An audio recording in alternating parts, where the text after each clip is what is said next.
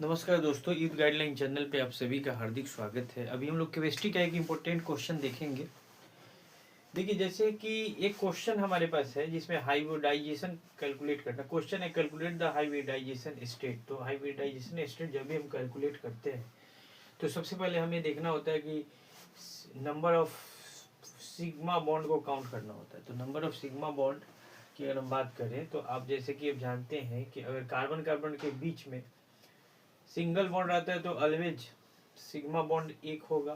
Double bond होगा तो carbon carbon के बीच में डबल बॉन्ड हो तो एक सिग्मा और एक पाई बॉन्ड होगा। सॉरी, एक सिग्मा एक पाई बॉन्ड। ट्रिपल बॉन्ड होगा तो हम क्या जानते हैं कि दो पाई बॉन्ड और एक सिग्मा बॉन्ड, नहीं एक सिग्मा बॉन्ड होता है। हाइब्रिडाइजेशन स्टेट की बात करें तो अगर दो सिग्मा बॉन्ड है, यानी दो अगर सिग्मा बॉन्ड है, sigma bond number of sigma bond की हम बात करें तो अगर दो होगा तो sp हाइब्रिडाइजेशन होगा। अगर नंबर ऑफ सिग्मा बॉन्ड 3 होगा तो sp2 होगा।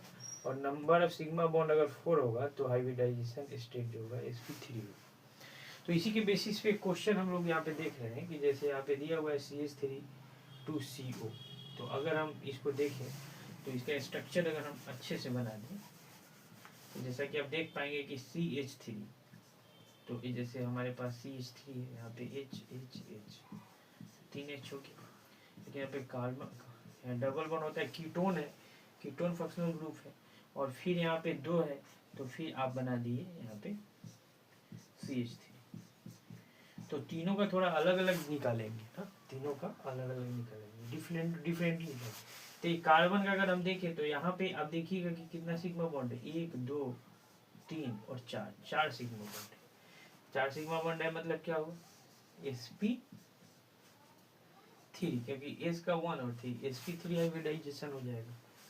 लेकिन अगर आप जहाँ से इसमें देखें कि अगर इस कार्बन की अगर हम बात करें तो इस कितने कितने बॉन्ड से जुड़ा है, यहाँ पे भी एक ही सिग्मा बॉन्ड होता है, डबल बॉन्ड भी है।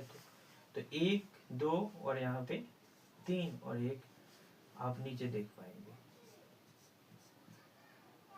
ना, नीचे नहीं है, 1 2 3 3 हो गया तो क्या हो गया sp2 हो गया। क्या हो गया sp2 हो गया। और यहाँ पे तो फिर से आप देखेंगे कि 4 हो जाएगा ना, कितना हो जाएगा 4 पे 4 हो जाएगा तो यहाँ पे फिर से sp3 हाइब्रिडाइजेशन। तो इस तरीके से आप हाइब्रिडाइजेशन कैलकुलेट कर सकते हैं। क्या करना होता है तो नंबर ऑफ सिग्मा बॉन्ड को ऐड करना होता है सिंपली। थैंक यू, धन्यवाद। आप मेरे चैनल को सब्सक्राइब कर लीजिए और भी इम्पोर्टेंट क्वेश्चंस